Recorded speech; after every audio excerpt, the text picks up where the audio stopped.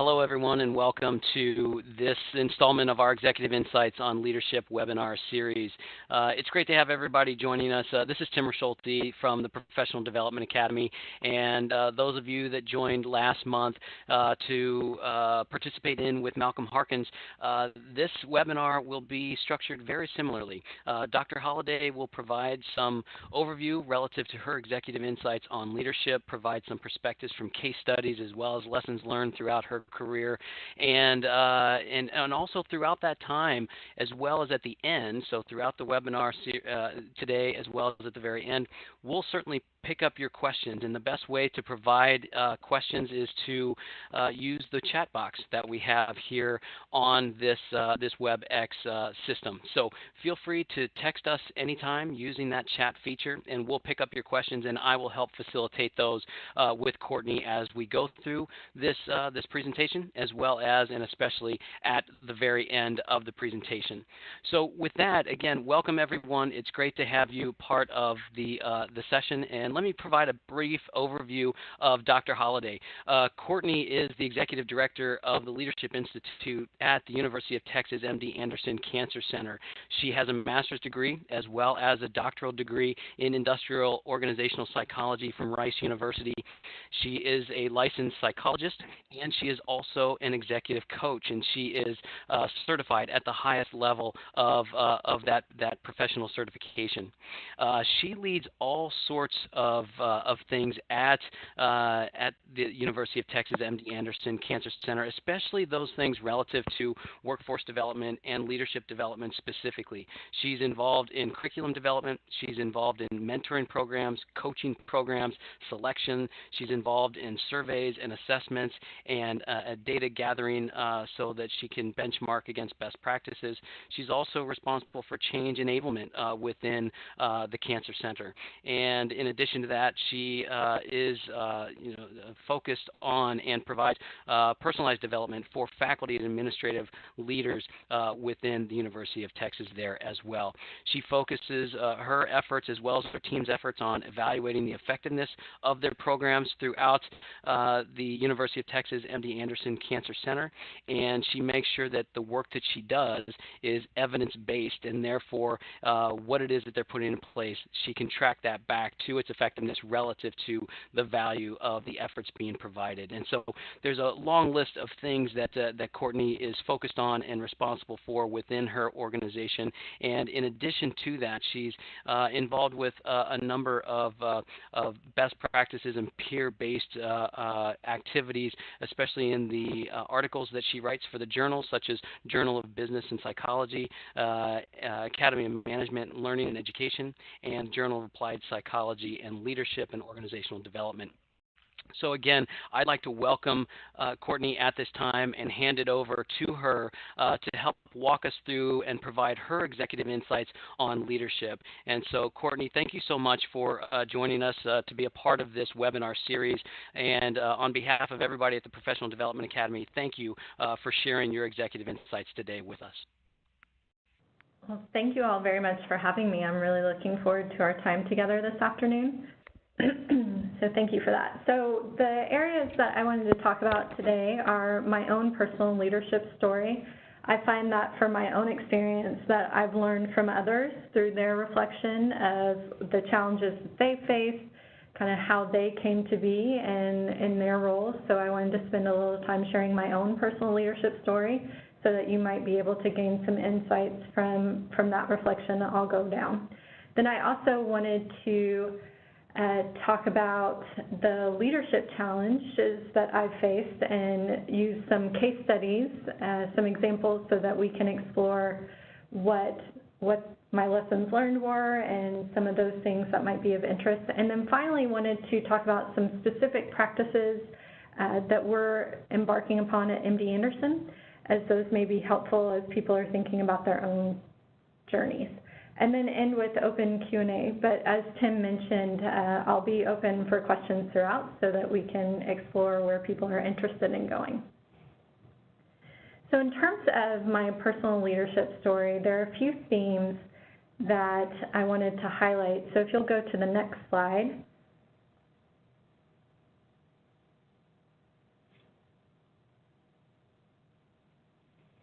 I wanted to talk about that leadership story, and if you could go ahead and advance one more, thank you.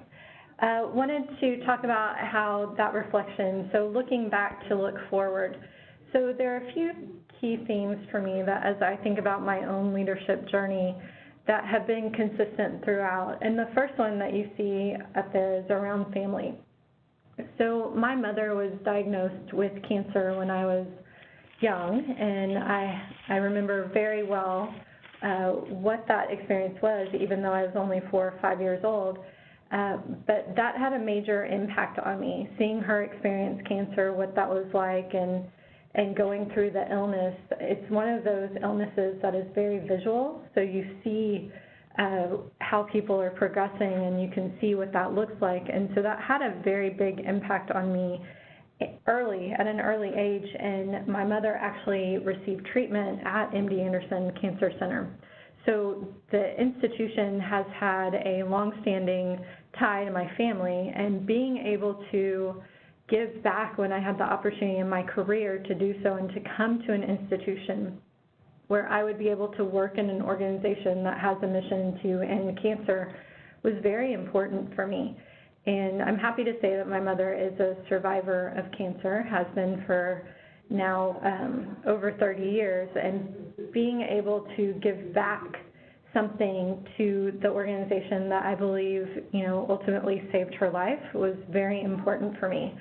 And that's been a thread for me, is how can I, throughout my leadership journey, continue to give back and provide service to others. And so whether it was, as a result of my family having this experience, or what I can do for those I lead or those other leaders that we're trying to serve in the organization, that point of service for me has always been a driving force as I progressed. I also can think about a few themes that I gained throughout, young childhood to young adulthood to now middle age, to think about what were some common threads that really I saw as the key to success as I move forward. And some of that came early on with being reinforced for having discipline.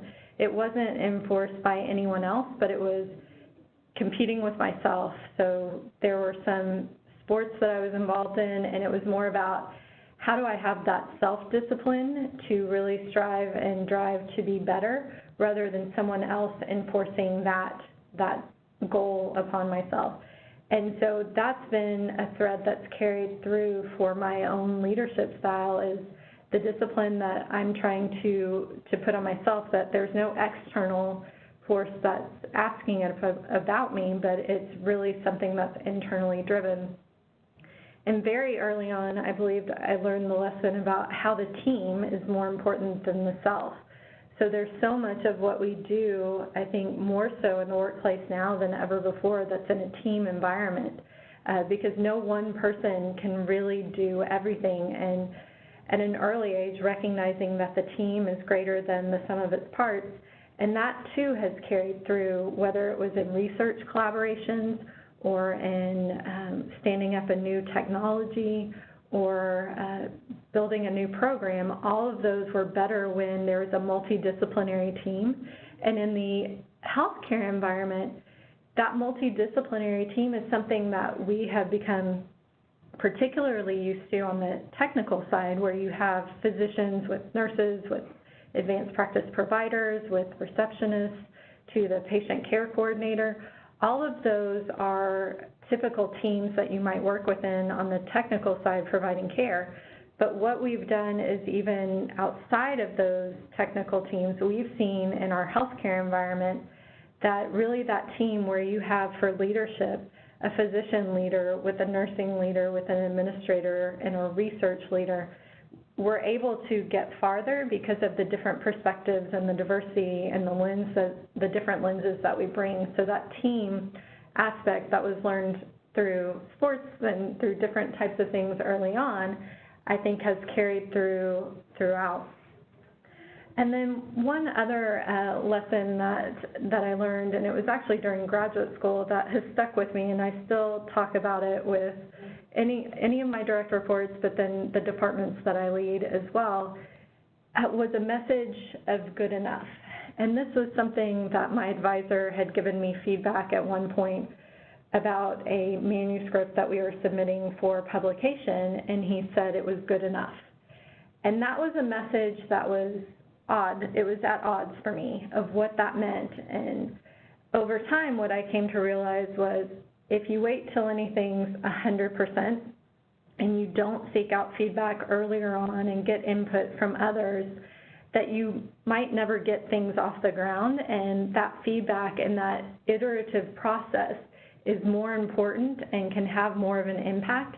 And so that's been something that I've continued from my graduate school days into my leadership, and my direct reports and my departments have now come to learn that for me, taking action, not too soon by any means, but making sure you take action at a point where you have a pretty well-baked idea, and getting that input earlier on can actually create momentum forward. And recognizing when it really is good enough and you do need to start kind of showcasing it and getting the buy-in rather than waiting till what you think might be 100%. And I've found that within a healthcare environment where we have, safety is clearly one of our tenets, and we want to make sure that we are not encountering any safety issues. So sometimes that extreme where we want to make sure we're at 100% can actually filter over to all areas where with leadership you may need to take a little bit more risk, where you may need to be a little more learning driven and kind of thinking through, where are we okay? And so that can sometimes be a little bit of an obstacle in terms of how we move forward. And so that's something from my leadership that I've tried to help people recognize. There is a point where you need 100%, and in those safety arenas, that's absolutely true. But when it comes to, innovation and trying new things and trying to evolve, that 100% can actually get you to a point where you're not being as agile and adaptive as you need to be in the environment. So those are just a few themes that I wanted to highlight from my own personal leadership story that I thought could be meaningful to those listening today. So I don't know if we want to pause for any questions here, or if I should just go ahead and go into the leadership challenge. Let me just chime in and ask a question, because there was a question raised to me just personally. And again, I invite anyone who does have questions, feel free to use the chat box here in WebEx. You can either reply or send that directly to me or to everyone. And the folks here at the Professional Development Academy will be checking for those and feeding them into me to raise and facilitate with Courtney. Courtney, you had just mentioned in talking about good enough, where there is a point where you do need absolutely 100%. In the case that you're speaking about in a healthcare arena where safety is the number one priority, there are times where you absolutely need to get to 100%. But in some cases, however, when there isn't a safety priority or some other kind of criteria such as that, 100% it can sometimes get in the way of speed and innovation and the like, as you described. Is there anything else that you can share? The question is there anything else you can share to try to help delineate that? And it goes on to raise kind of a question in the question here.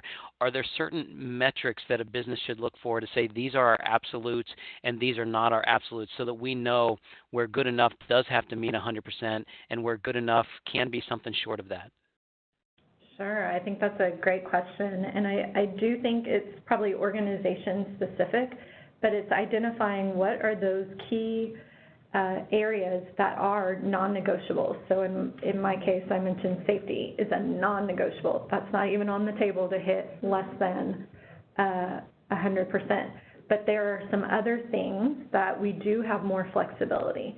And so some of those, as an example, are when we're standing up new programs for, we have an initiative around service excellence. So obviously trying to deliver the best service that we can for our patients. we recognize that we are not always going to hit 100%. We're going to have some situations where an appointment gets delayed. You know, the labs didn't get back in time. So we know we're not going to hit 100%. So yes, we want to strive for 100%, but knowing that we won't, we have some programs in place for service recovery. And with those programs, it's better to get some off the ground and to not have anything at all.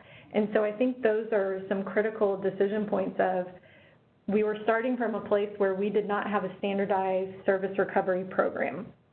So knowing that we didn't really have anything in place organizationally, and I'm using this very broadly, but we had some things that were done at local levels, we knew we needed to get something off the ground sooner rather than later. And so that way we could really address the need and know that we weren't going to get it right, you know, exactly right off the bat. And so if someone had a delayed appointment, the recovery we might do the first time may not be perfect, but at least we did something and we can learn from it, and it's an iterative process, so that the next time and some times down the line, we start to build what is the process that we want it to look like, so we can at least start moving down the process. But we are an organization, and I think some others fall into the same boat, where we try to get consensus and get everyone on board. And we're moving a little bit away from that, recognizing that if you wait for, just like the 100%, if you wait for everyone to be on board with a decision, you may miss your opportunity to take action. Because as we all recognize, inaction is an action in and of itself. And so sometimes taking a step forward is better than waiting for the 100% or the consensus. And so some of the other areas, so I mentioned like program development might be somewhere where we have a little more room to not hit 100%. Coming up with a collaborative agreement with another organization where we want to do some research. Again, we don't have to have it fully baked necessarily before we start that agreement. We could have it, you know, baked to 75%, and then we can work out the other 25%, but it's knowing that that's an area where having a little bit more of that flexibility can actually help the innovation, because you learn as you go. And so I think it gets back to what the question was, or highlighted, was there some times where you know it's a non-negotiable because of your business, but there are other things where you need that flexibility and you need to be more open to allow for movement forward. Yeah, thanks, Courtney. One follow-up question to that before we get into the leadership challenge. Dennis just raised another question, and his question, and Dennis, thanks for posting that question to us. His question is, you know, as you work on good enough solutions, you know, that's obviously creating the tomorrow from which you're going to have more solutions that then get created. His question is, how in this approach can you avoid creating tomorrow's problems with a good enough solution or approach today? Yeah, right. So, I mean, I wouldn't want anyone to interpret good enough as satisficing, because I think that's kind of where you're creating problems for tomorrow, when you just satisfy with what's the solution I have before me right now. And so I think it's making sure you are doing your due diligence. Have you gathered the data you need to make an informed decision? With the example of the research paper, I mean, we had already done all of the literature search, we had done the writing, we had done the analyses, but we weren't going to think of, you know, every possible analysis that a reviewer was going to think of. And so at that point, the due diligence had been done, and it really was a good quality. So I wouldn't want anyone to misinterpret that good enough is in any way analogous to poor quality. There's still the due diligence that needs to be done. It still needs to be high quality. It's just recognizing that at some point you are not going to be able to possibly identify every solution or every problem that can occur. And so you reach that point of what's the risk, you know, what's the con versus the pro? Have we gotten to that point where we've tipped over, and if we wait longer, it actually becomes more of a risk? And that's, I think, a decision point that leaders need to be aware of, thinking about, have I reached that point where we're not taking action? We have a lot of data before us, but we're still waiting for more and more data to come in. Are we actually creating more risk by waiting for additional data versus acting on the data that you have? And I think what I've noted has been important with leadership teams that I've been a part of, and then those that I've coached, is that they have processes in place that allow for what happens when you get new data that informs you that the decision that you made needs to be, course corrected. So what was good enough at the time has changed, and you need to evolve to what this new information is telling you. And that's the critical piece, because no decisions are final forever. It's about taking the information in that you have at the time, moving with it, and knowing when I get new data, I may have to course correct. But that due diligence, I think, is critical. Okay, so we'll talk a little bit about some of the leadership challenges. I wanted to highlight a couple of case studies that have been part of my journey as a leader and thought that these might be meaningful for others to hear about. So the first one, what you'll see on the next screen, highlights when our organization went through a realignment. So we have 20,000 employees in our organization, and we are facing a financial crisis where we could see the numbers were trending in a way that, cutting back expenses was not going to be enough to, course correct. And so it got to a point where really to stabilize, we had to take more extreme measures. And so the measure that was decided upon was a realignment of employees. And it was about 10% of our employees through that process were realigned. And from a leadership challenge perspective, you can imagine that this is a situation where the trust and beliefs of employees are greatly impacted. They generally lose all trust with the organization. Do we as an organization have their best interests in heart? Can they trust what the messages are that we're saying? And that's a big challenge that I think leaders can face, is when they've lost the trust of their employees. And from my own perspective, for the employees that I was leading, you get into a place where you're obviously privy to some information. And so the question that started to arise for me as I was facing this was, what's the meaning of transparency?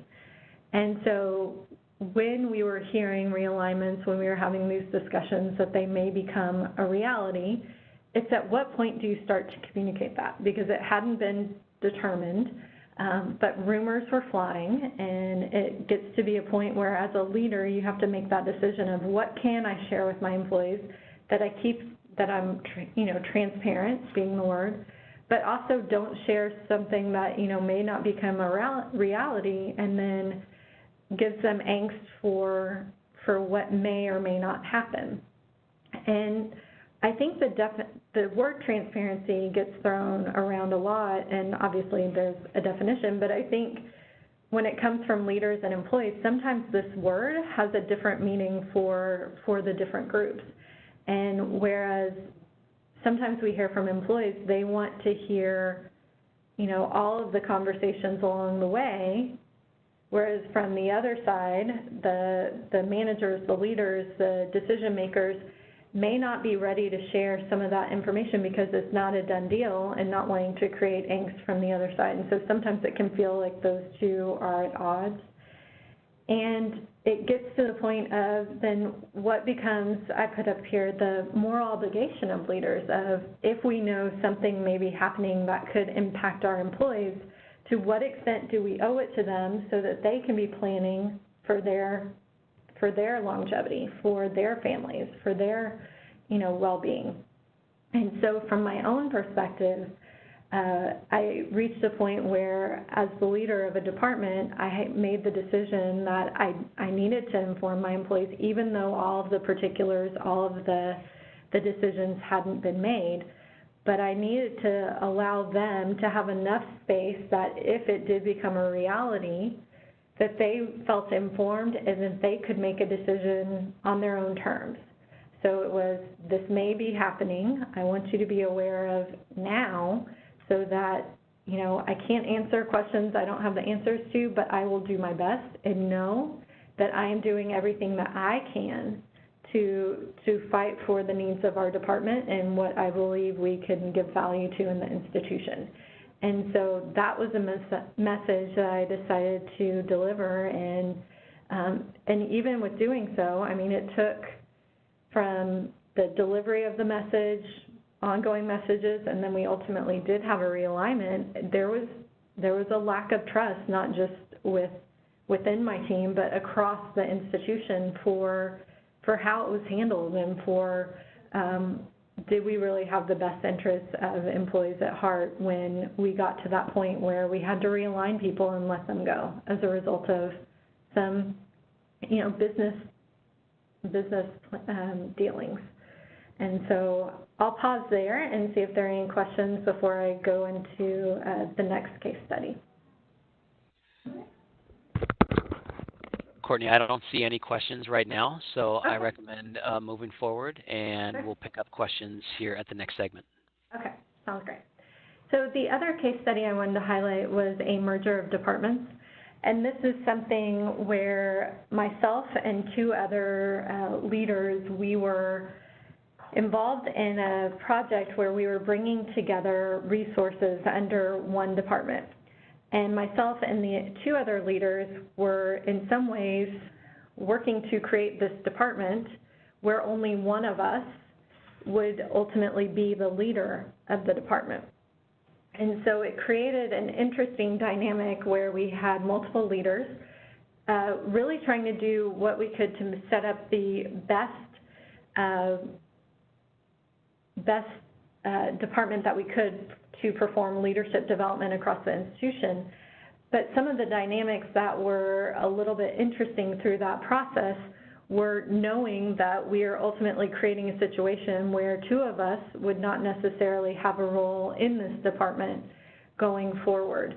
And so it created an interesting dynamic amongst the three of us. But the other thing that it did was we had employees that were across these three departments that were going to be coming together under one department with different levels of knowledge in the process. So whereas the team that I led, the department I led, I tried to be as open as I could throughout the process, sharing this is the project that's being worked on, here is the end goal that we're trying to achieve. I don't know where everyone will end up, but I do know we will get to this end result with one department where all of us are under it. But then I had a peer who was one of the other two leaders where he decided he was not going to communicate that information ahead of time to the different groups. So we had different levels of knowledge and awareness. And so once the department was formed and you had new employees coming into it, they were coming from different places and had different feelings about how the process occurred. Some very negative and some very positive. And so through that process, we've been going through, as the result of creating this new department, we've been going through a culture change and trying to establish what is this new culture that's going to exist for this new department. And it felt a little bit odd as we had people who had been in the institution for some 20 years, some 10 years, that we were having to create this new culture, but even within these different departments, there were microcultures. And so what we had to do was kind of let go of the old and form what our new vision forward was going to be. And so we spent 6 months really forming what were going to be our new norms, what were going to be the values that we wanted to hold as a team now that we were one and in one department. What was our vision going to be? And that took a lot of time, and through that process, we had some who were folded into the department that ultimately decided this wasn't the vision that they had signed up for originally, and so made that decision that they wanted to pursue other opportunities. And we've added new people into the department who have kind of come in with the new, but it was, I think, an interesting process just from the external side of looking into it.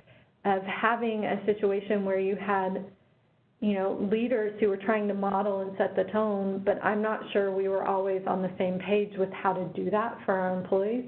And so the ramifications as we built this new department,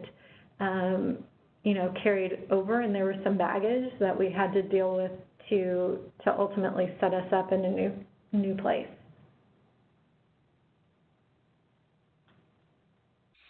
Yeah, Courtney, a quick question on that.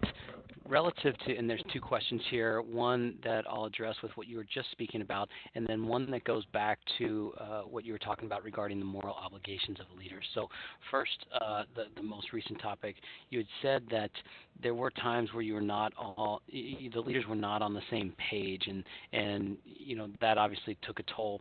And the question is, when you're not on the same page, what were some of the things that you did at the leadership level to help get on the same page and then help to bring others on the team along?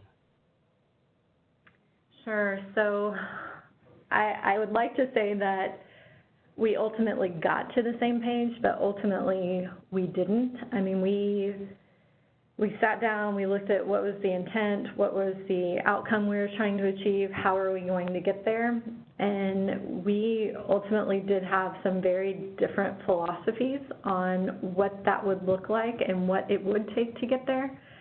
And at one point we were just not able to reach a resolution that was kind of tenable for us all to move forward with. And so it got to a point where it was just, we had to make a decision, and so we did. But I think where the breakdown occurred was how that decision was carried out. We were not unified when we came out of those discussions, when we came out of that room, and that was part of the disconnect that I think happened for the employees, was they were not seeing a unified message. And so I think that was a breakdown on our part of what, it's those discussions that you have. It's like we can disagree behind closed doors, but when we leave this room as a leadership team, we need to all be united and to commit to the decision. Even if we didn't all agree on the front end, at least the carrying it forward has to be that commitment. And unfortunately, we did not get there. And as a result, that's where some of the breakdowns happen with employees. And so for me, the biggest thing that I saw was, okay, how would I prevent this going forward? And I think we did not spend enough time talking about what happens outside of the room. We didn't have enough of the difficult conversations that needed to be had to say we don't agree and we may never agree, but how do we at least for our employees show, that we are united? And those are hard conversations, but I think that was where I feel like I didn't meet my commitment as a leader. By not, forcing some of those conversations to happen. Mm-hmm. Yeah, we've heard from other organizations and other people refer to some of what it sounds like you're describing, Courtney, as being in a room and being able to disagree and having a conversation, but then when you leave that room, being able to commit to a direction forward and having that unified front. Another question came in from a person at our team of individuals over at Mobile Iron, and the question is this: how long did it take to build a best professional relationship with each of the new leadership, the leaders within the leadership team? And if you could provide an estimate, what should we be thinking about if we're planning the amount of time necessary, just so that we have some perspective as to build this relationship, to make sure that we are focused on establishing, as part of our vision, part of our mission, part of our execution, the best professional outcomes that we can achieve? What is a good timing is the question for that as you think about your experience. Sure. So I would say 4 to 6 months would be the estimate that I would give to really dig in and establish those relationships and get individuals to where you're trying to, so that we all align and we're on the values. Now, I will say that some people get there much faster. Those, in my particular situation where we had the new department, the example is I had some new people who were coming in that had no history of where we had been, what it was, and so their alignment with where we were headed, that happened so quickly, and we were able to build that relationship forward and move, and the values and the relationships were very quick to form. Those that were in previous departments where there was history, where they didn't feel everything had been shared with them, that it wasn't that transparency that I was talking about, I would say we're just now, we started this process back in July, and I would say in the last month or so, for those where it was really a challenge, we're just now seeing it tip over into the other direction where it's more of a positive. It got to neutral faster, so it went to negative to neutral, but then to get it into a positive state, I think we've just now hit that in the last 1 or 2 months. Thank you for that. And going back to the question that came in earlier about the moral obligation of leaders, the question is a sensitive one, I think, and for many individuals, and that is, what if you had mentioned, Courtney, that you were communicating and trying to provide as much information as you could, and noting that in some instances, if you didn't have the answers, you can't provide answers that you don't have. What if you're not aligned? So you're running a division. You obviously have a boss that you report to. What if you and your boss are not aligned with the amount of information that should be provided? What you refer to here is what you feel is a moral obligation as a leader. What happens, or if you can maybe share some thoughts, if your leadership team that you report up to was not comfortable providing certain amounts of information, but you felt as if it was necessary or a quote-unquote moral obligation to do so, how do you best navigate those challenging waters? Sure, and I think that's an apt description, challenging waters. I think the biggest thing I would say is being upfront. So in my case, being upfront with the person that I report to share, this is what I'm planning to share. Because I needed to make sure he was aware. At the same time, if he had said, I don't think that's a good amount of information to share, or I'm not comfortable with you sharing that, I think it would have led to, multiple discussions around that. Fortunately, we were in alignment, so I didn't have to necessarily navigate that. But I do know that for some of my peers, they were not in a similar situation where they, as a leader of a particular area, were getting direct feedback from their boss that they shouldn't share anything until it's, gets back to the 100%, until we 100%, know what's going to happen. And so my advice to them was, how do you continue to have that dialogue? If they're not comfortable with you sharing at this point, we'll talk a little bit about, could there be a medium space, somewhere where you're sharing a little, but maybe not as much as you're comfortable with, but maybe it's not too much that they're not comfortable with it. And so trying to find some space, and I think a lot of this gets back to, it's not a one-time conversation. It becomes multiple conversations where you start to have the dialogue, and the more that you can talk about it, the more you'll get to a space where you are on the same page. But that assumes there's at least an openness from the individual to explore, okay, we don't agree, but could we explore where maybe we have differences of opinion and try and reach a common ground? Okay, so the last space that I wanted to talk about was some leadership lessons that we've really been trying to pursue at MD Anderson. So I wanted to highlight a few elements with that. So one of the things that we've been really talking about has been a shift for our culture, which is looking at our leaders in a different light. And I know that many other organizations have faced this, where you have the technical expert who's just phenomenal in their field, and over time they continue to be promoted, but ultimately may reach a point in their level that they're not, while they're technically wonderful and an expert, they may not have that same level of leadership skills.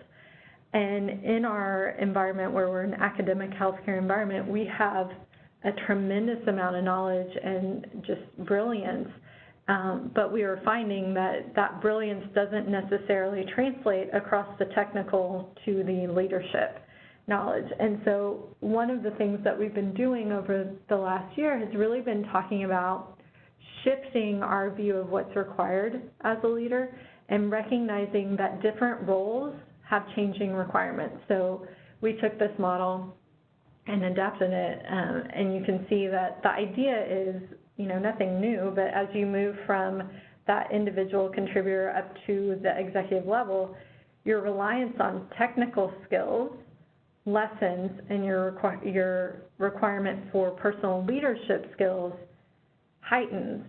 And what we've talked about is for individuals who have spent so many hours, degrees and training in the technical space, the question we've been asking is, how much have you been spending in the space of leadership development? And can you expect to be as skilled in that area if we're not putting as much time and attention into it as we do on the technical side? And so this graphic has just been helpful for our conversations to talk about, this is our expectation going forward in our institution. As you move up into different roles, whether it's manager or executive, our expectation is your focus should become more on the leadership skills and less on the technical skills. And that's been a shift for our culture that we've been working through. And this next slide highlights some of those different qualities and aspects and characteristics that we've been looking at for an MD Anderson leader. And so while we highlight being technically able is one of those pieces, you can see from the entirety being driven, being professional, emotionally intelligent, coachable, accountable, inclusive, and communicative. These are the qualities that we're looking for in our leaders. And being technically able is kind of that minimum threshold that gets you in the door, but it's all of these other components that are necessary that we're looking for now and expecting of our leaders. And this coachability has been a big point of conversation for us as an organization, that it's not enough to be, smart, to be the the one that knows things, but also to be open to that feedback and be aware of the space that you need improvement in has been a game-changing conversation. And for someone who, like myself, is in the leadership development space, having that entrance to be able to now talk about it in this way has helped us as we move forward to the type of leaders that we're looking for. And then this next slide just really reinforces what we're trying to say from the professional standpoint. We've had individuals who are brilliant, and as a result, sometimes it felt like they got a pass when it comes to unacceptable or unprofessional behavior. And we've now put a line in the sand from a leadership perspective saying that no one is too important to be held accountable, and that is our commitment to you.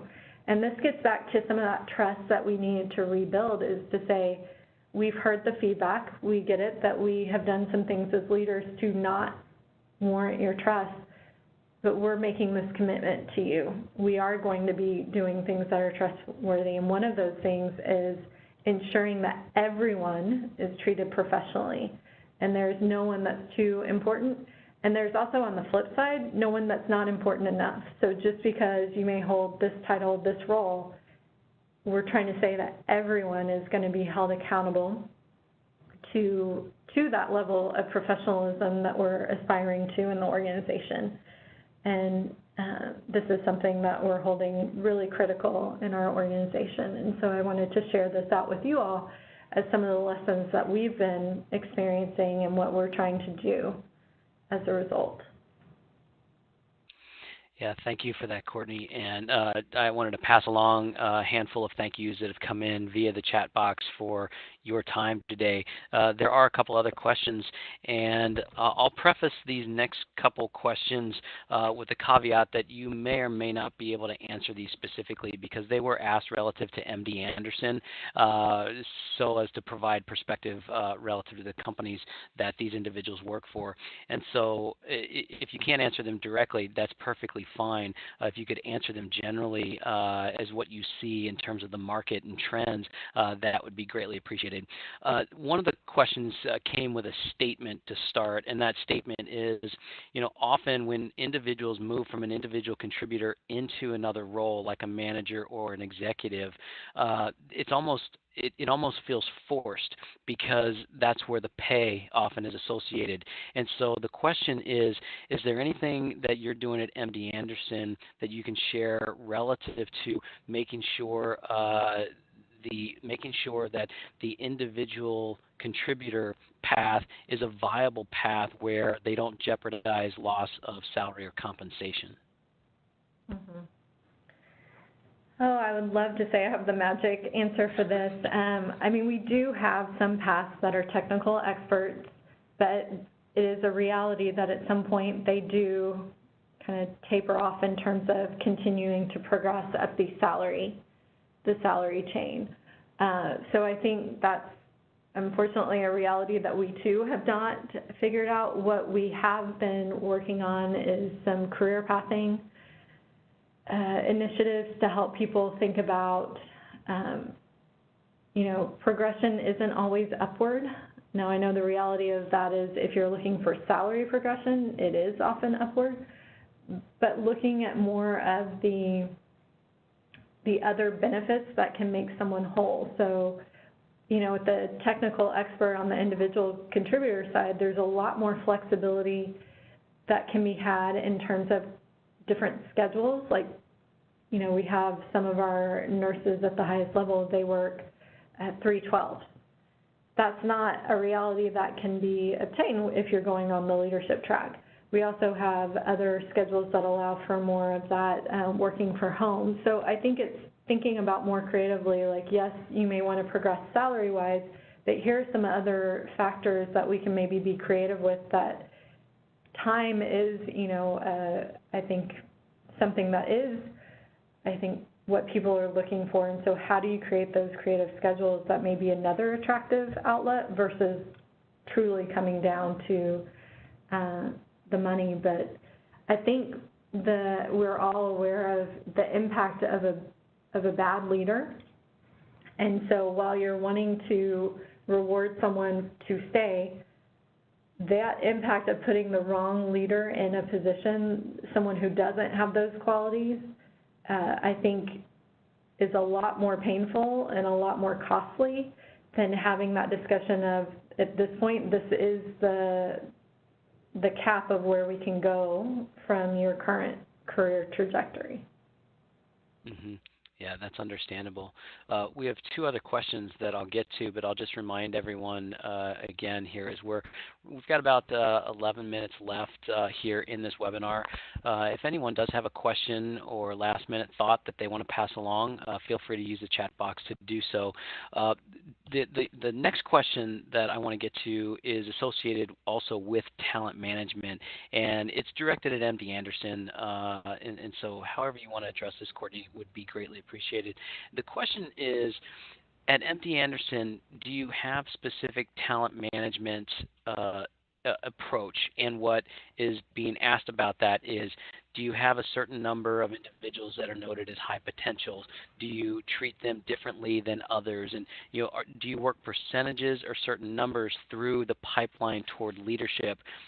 And essentially, it's wrapped up with a question of, is there some general leadership formula that you're trying to manage toward at MD Anderson in terms of your entire workforce? New hires, frontline moving into manager positions, managers moving up into executive positions. Sure. So we do not have a certain percentage that we're saying can be high potential. We do have high potential development programs, though.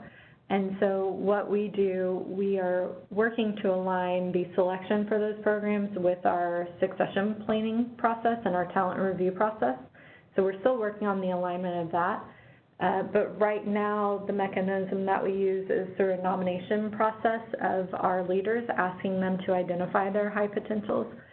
And we have more than we can fit into our high-touch cohort programs, but they are all considered in the kind of queue, so to speak, until we can get them through. But we do not have a quota on what we're saying could be the limit. We have a lot of initiatives and cross-functional operational teams that are put together to work on big institution initiatives. And so outside of just pure development opportunities, we're also trying to funnel some of those individuals into those task forces so they can get higher level exposure, kind of on the job, real application of trying some of these things out. So that's another way that we're trying to give opportunities to individuals who are seen as high potential. But one of the things that we've been looking at is the percentage. The one thing that we are looking at is our percentage of what we move internally into higher level positions versus those we bring in externally. And we're really trying to hit a higher percentage of at least having like 60% be internal movement upward in the organization compared to 40% coming from the outside. The balance we're trying to strike is you still want some of that external to infuse new ideas, to get that new perspective, but we want to make sure we're falling on the majority being internal versus external. Yeah, that's great. Thank you. And the last question that we'll wrap up with today, you've shared this text says, you've shared a lot of great advice already when it comes to discipline and the team and being good enough or having an outcome good enough and kind of working in increments in that regard. If you could, as we wrap up, share any additional best advice, if you were to finish the sentence, my best advice is, and if there's best advice that you've received from someone, as you've talked about, the colleague you were working with on the articles regarding good enough, what's the best advice from a leadership perspective you've ever received that would be interesting to share with the folks today? So the best advice would be to try something every day. So if there's a leadership principle that's important to you, make sure you're demonstrating it every day. And that, I think, can ensure that you're modeling what you expect to model, that others see you as being consistent, and that you're not letting leadership kind of fall behind, because sometimes we get so tied into the operational aspects of what we're doing that sometimes the leadership component can fall by the wayside. And so that would be my advice, to just try to do something in the principles and practices of leadership every day. Yeah, I love it, and that is great advice to wrap up this webinar. And so, Courtney, thank you so much for your time and your insights on leadership and sharing that with us today. We really appreciate you and the work that you're doing at the University of Texas MD Anderson Cancer Center, and it's great to have you part of our webinar series this year. We had over 70 people at one count, 74 people on the call today, so it may have gone up from the time that I was keeping track, and just really appreciate you lending your voice, your experience, your insights for the individuals that participated today. And for those of you that did also send in a chat regarding the recording of this, it has been recorded. We will post this up to the Learning Management System so that you can find this as part of the Professional Development Academy. And in terms of preparing, next month, just as a quick heads up, Mark Varner will join us, the Corporate VP and Global Chief Information Security Officer at Yum Brands, will be joining us on March 19th, and that is next in our lineup for this year. So again, Courtney, thank you so much for your time today and your insights. We thank everyone for dialing in today and for the questions and discussion that we've had in this last hour regarding leadership and leadership development, and we think that no doubt the advice provided is certainly going to make us all better leaders within our own organization. So thank you, everyone. Have a great Monday. Have a wonderful week. And if you have any questions or need anything, feel free to reach out to us at the Professional Development Academy. Take care.